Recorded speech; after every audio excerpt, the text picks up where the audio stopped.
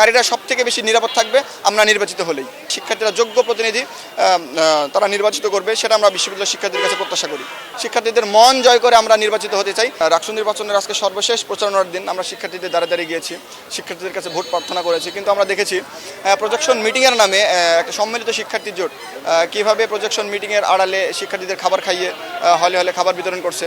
রাজশাহী বিশ্ববিদ্যালয়ের শিক্ষার্থীরা সচেতন, রাজশাহী বিশ্ববিদ্যালয়ের শিক্ষার্থীদের আত্মসম্মান বোধ আছে, তারা যথেষ্ট ম্যাচিউর, তারা খাবারের কাছে বিক্রি হবে না। রাজশাহী বিশ্ববিদ্যালয়ের শিক্ষার্থীরা খাবারের কাছে বিক্রি হবে না, খাবারের বিনিময়ে তারা ভোট প্রদান করবে না। শিক্ষার্থীরা যোগ্য প্রতিনিধি তারা নির্বাচিত করবে, সেটা আমরা বিশ্ববিদ্যালয়ের শিক্ষার্থীদের কাছে প্রত্যাশা করি। বিশ্ববিদ্যালয় পরিবার এবং বিশ্ববিদ্যালয় সংসদ গ্রুপে আমরা দেখেছি একটা নির্দিষ্ট গোষ্ঠী এবং নির্দিষ্ট কিছু বট আইডি দ্বারা বিশ্ববিদ্যালয়ের নারী শিক্ষার্থীদের হেনস্থা করা হয়। আমরা সেই জায়গায় বলেছি, আমরা যদি নির্বাচিত হই, নারীরা সবথেকে বেশি নিরাপদ থাকবে আমাদের প্যানেলের মাধ্যমেই, এবং নারীরা সবথেকে বেশি নিরাপদ থাকবে আমরা নির্বাচিত হলেই।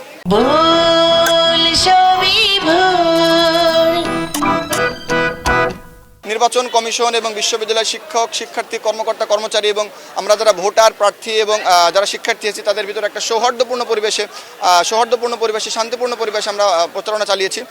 এখন পর্যন্ত অবস্থা খুবই রাজশাহী বিশ্ববিদ্যালয়ের পরিবেশ খুবই সুন্দর এবং চমৎকার। ইনশাআল্লাহ 16 তারিখ সুন্দর একটা রাষ্ট্র নির্বাচন বিশ্ববিদ্যালয় প্রশাসন আমাদের উপহার দিবে। দেখুন, সেই দিনে আমাদের সবথেকে বেশি গুরুত্বের বিষয় ভোটার। আমরা ভোটারদের দ্বারে যাচ্ছি, আমাদের একটাই লক্ষ্য এবং উদ্দেশ্য, আমরা ভোটারদের কাছে যাই, ভোটারদের মন জয় করতে চাই। মন জয় করার জন্য আমরা যা করার সব কিছুই আমাদের প্রস্তুতি রয়েছে। আমরা শিক্ষার্থীদের মন জয় করে আমরা নির্বাচিত হতে চাই। শিক্ষার্থীদের যোগ্য প্রতিনিধি হিসেবে শিক্ষার্থীদের সাথে পাশে থেকে আগামীতে সুন্দর একটা রাজশাহী বিশ্ববিদ্যালয় গড়তে চাই।